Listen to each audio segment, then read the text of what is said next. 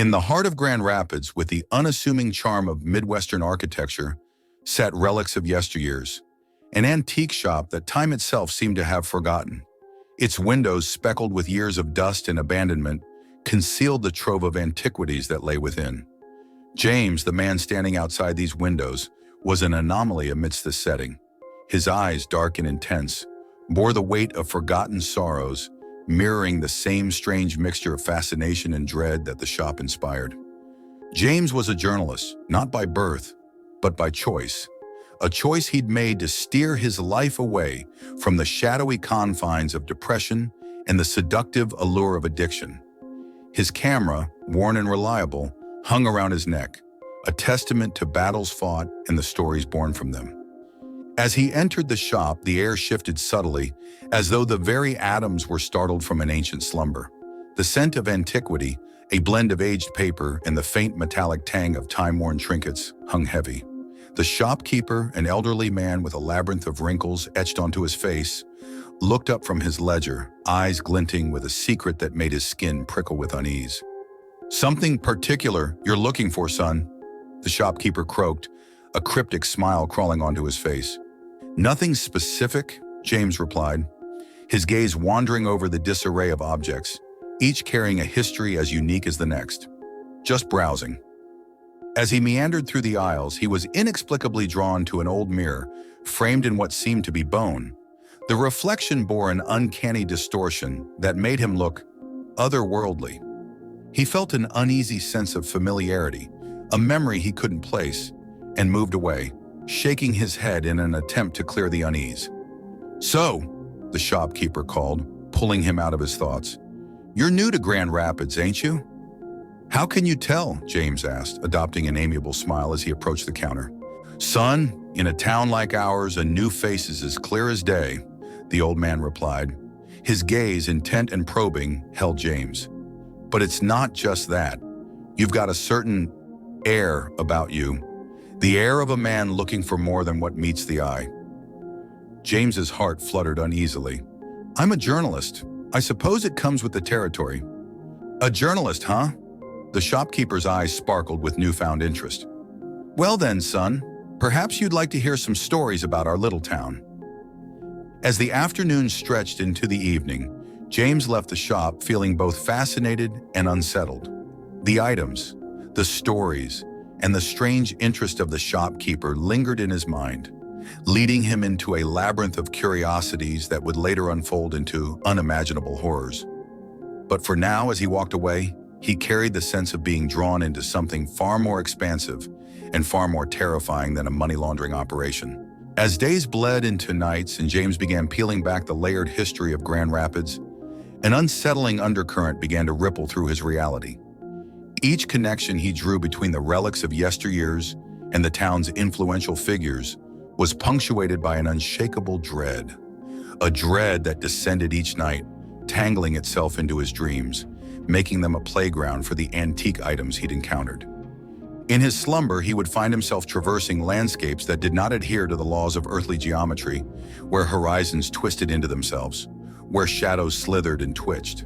And within these landscapes, the objects took on horrifying forms. The pendant wept salty tears of a dead sailor. The ancient tome whispered abhorrent secrets in the tongue of the void. And the bone-framed mirror reflected twisted versions of himself dying in ways he could hardly comprehend. Awake, his journalistic instinct fought against the terror, redirecting his focus to the investigation. Amidst the town's coffee shops and bar chatter, he found whispers of a once prosperous local businessman, a patron of the antique shop, whose untimely death had left a ripple of fear and speculation. A name that came up again and again, as though his very existence had left a stain on the town's narrative. "I knew the man," said a local mechanic, face etched in caution as he conversed with James in the dimly lit confines of the town's watering hole. "Successful, well-liked, then suddenly gone. They say he spent his last days rambling about cosmic horrors, lost his damn mind." "He did." James's heart pounded like a drum.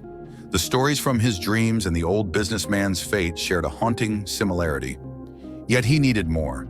needed to understand the tangible connection that lay between the seemingly innocent antique shop and the bizarre happenings in Grand Rapids. He sought out more townsfolk, weaving through conversations and unearthing connections between other local figures and the shop. With each revelation, the influential figures began to take on an unsettling form, akin to the nightmares that plagued his sleep. Then in a chance meeting with one such figure, his investigation took a menacing turn. The man, a prominent banker, with a superficially warm demeanor, acknowledged his involvement openly. But instead of fear or threat, his eyes gleamed with curiosity, focusing intently on James. "You're late to the party," he stated cryptically, a smirk playing on his lips. "But we've been waiting for you, Mr. Journalist." The statement sent a chill down his spine. Suddenly, his investigation wasn't just about uncovering the truth of Grand Rapids anymore. It was about his existence, his history, and the insidious cosmic threads weaving themselves into the fabric of his life. The terror he was feeling was no longer confined to the night. It now sprawled in daylight. An intricate web spun around him, promising a descent into an abysmal chaos that was yet to come. Reality, as James had once understood it, began to crumble. The lines of his world blurred, merging the nightmares that once only belonged to sleep into the sharp light of day. He would find himself staring into the bone-framed mirror, his reflection shifting, morphing, and then dying in an echoing scream only he could hear. He'd shake himself from the vision, sweat pooling on his brow, only to see the cursed mirror hanging in the antique shop's display, innocently reflecting the reality he was losing grasp of. His dreams now seeped into wakefulness, the objects from the shop, the eldritch landscapes, and the monstrous creatures spilled over into his every waking moment. His notes, his camera, and his tools of journalistic truth became intertwined with symbols and diagrams that leaked from his dreams, forming a macabre testament of the horror he was descending into. The whispers of the townsfolk held a menacing undertone, as if they too were cogs in this cosmic mechanism. The old businessman's story, once just a small piece of the puzzle, had become a terrifying prophecy, a foreshadowing of his own fate. His relentless pursuit for truth led him into the shadows of forgotten corners of the town, uncovering rituals that seemed better left unearthed. A small coven, existing right beneath the town's nose, engaged in enigmatic ceremonies involving items from the shop, chanting in the tongue that was whispered in his nightmares. His encounters with the town's influential figures bore an eerie familiarity, their eyes reflecting a dark knowledge that he now understood. They were not merely men of power, but servants of entities beyond comprehension. In this splintering reality, he found the horrifying link between the cosmic horrors, the antique shop, and his own torment. The pieces came together in a twisted mosaic. The antique shop was a gateway, a conduit between his world and the unfathomable cosmos. His depression, his addiction, were not mere human suffering, but an intentional drawing of his essence, a cosmic feeding ground. His life, his struggle, was not his own but a sequence of events orchestrated by these malevolent beings.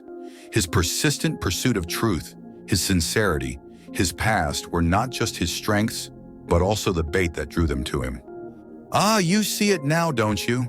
A voice echoed in his mind as he stood before the antique shop one evening. The shopkeeper, now merely a familiar shell, stood at the entrance, his form flickering, and for a moment James could see the unnameable horror that puppeteered the old man. He was no longer just a journalist caught in a money laundering investigation. He was a pawn in a cosmic game, his fate entangled in an unthinkable horror that thrived on his existence. The veil of reality had been shattered, revealing the monstrous nightmare that waited for him. As the final threads of his world began to unravel, he could see his impending doom, a descent into the void that had always been patiently waiting. The inevitability of fate loomed over James like the unending cosmic expanse he'd glimpsed through his fractured reality.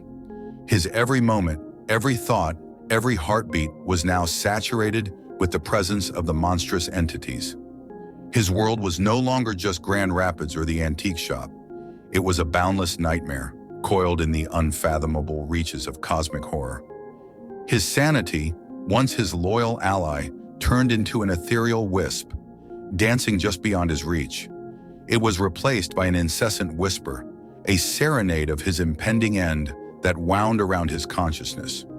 It was not a dirge of sorrow, but a hymn of acceptance, a slow descent into the maw of the cosmic entities that had been waiting for him all along.